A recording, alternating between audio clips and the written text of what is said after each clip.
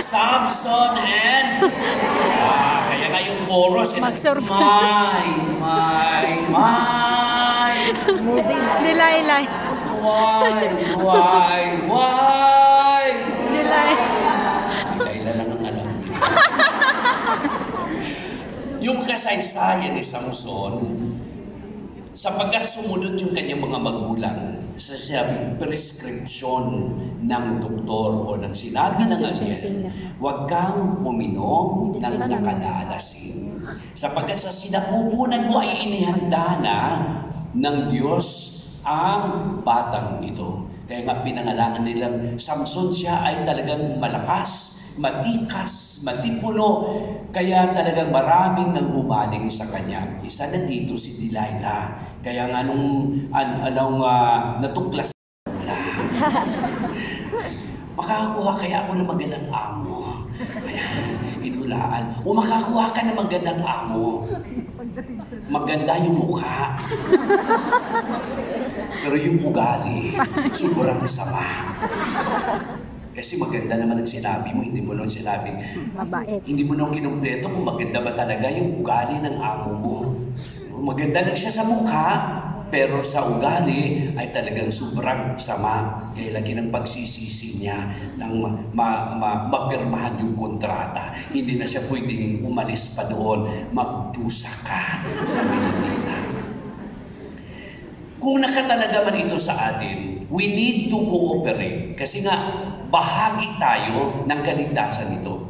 Kapag hindi tayo nag-cooperate, katulad ng ating Panginoon, kung hindi siya nag-cooperate, kasi nga siya ang magliligtas, how can we be saved? Kung hindi din niya sinunod ang kalooban ng Panginoon, ng kanyang Ama, na siya ay magpapako, magbala ng hirap at magpasan ng cross para tayo ay maligtas. So, ibig sabihin, bagamat siya ay Diyos, hindi niya sinasabing he did not live equality with God, pero bumaba siya katulad natin at pagluta dito, pagluta doon, talagang binibinat lang lahat ng mga bunot ng mga noo natin para magmukha tayong bata.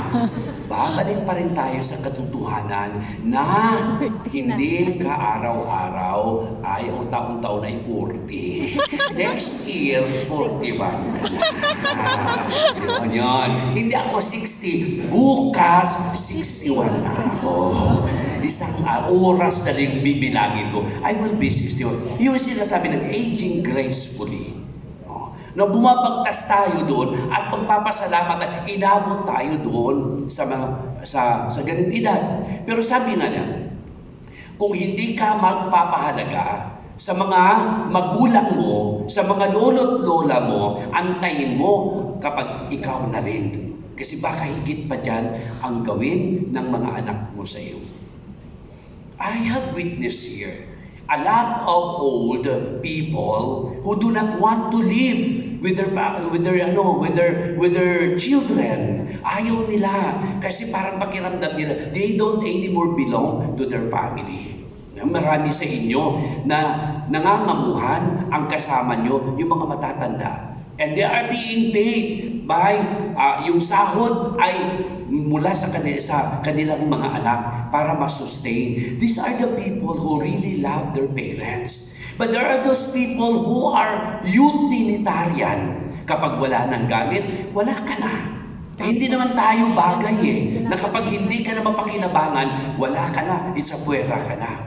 Especially in the Filipino culture, kapag matanda na, tingnan natin, these are our lolos and lola na nandyan pa rin sa bahay hanggang ngayon.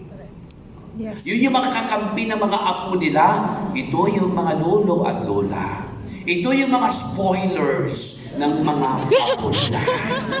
Yung mga pamangkin ko, kapag nandun na sa tatay ko, wala nang makakagalaw.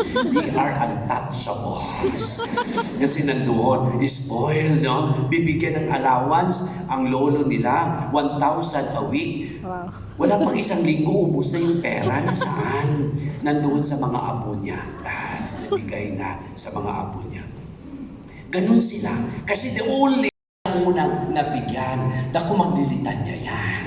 Sasabihin niya, naku, nung iniwan kayo ng nanay, ako'y nagpapahid ng mga puwit niyo, tumatahi kayo, umihi kayo, ako naglalaba, ako nag-aalaga sa inyo. Ngayon, hindi na tayo pinapansin ng mga yan. Ganyan yung mga hugot nila. Ganyan yung mga dialogo nila para iparamdam sa iyo na mahalaga pa rin sila para sa atin.